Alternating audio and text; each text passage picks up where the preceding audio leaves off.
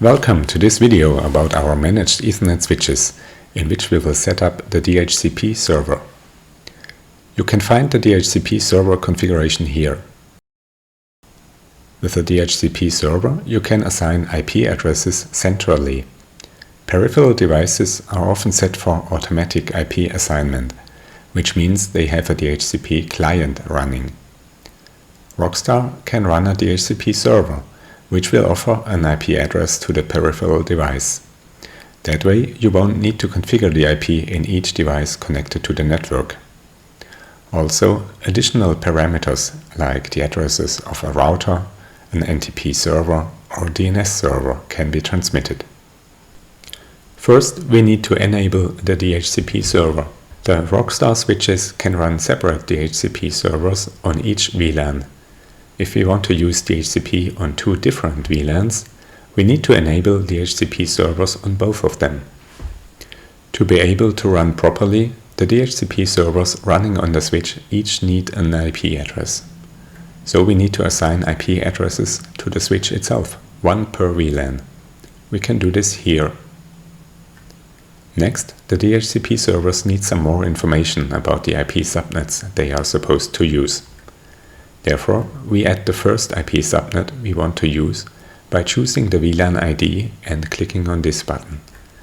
We do the same for the second subnet. This is also the place where we can define additional DHCP options. The DHCP server will transmit this information to the clients that are requesting it. Oftentimes, this is the router IP or the NTP server's IP.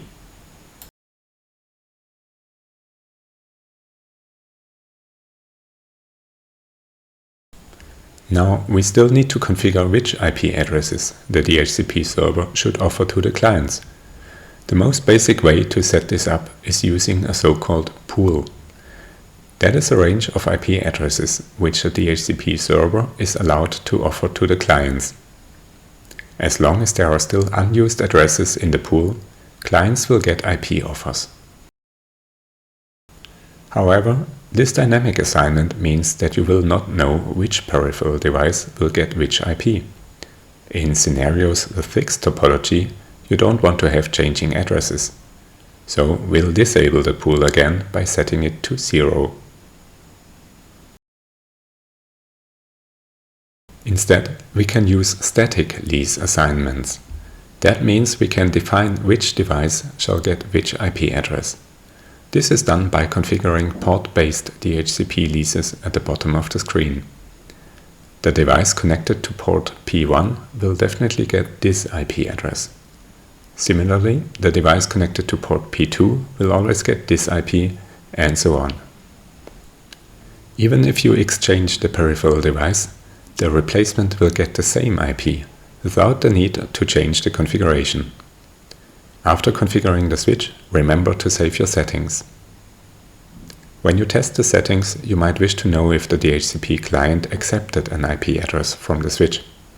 You can see the currently active DHCP leases here. The client's MAC address and the remaining lease time is shown as well. It tells you how long the server will reserve the IP address for the client. Before it runs out, the client will automatically ask to renew the lease. For more information, please have a look in our support portal.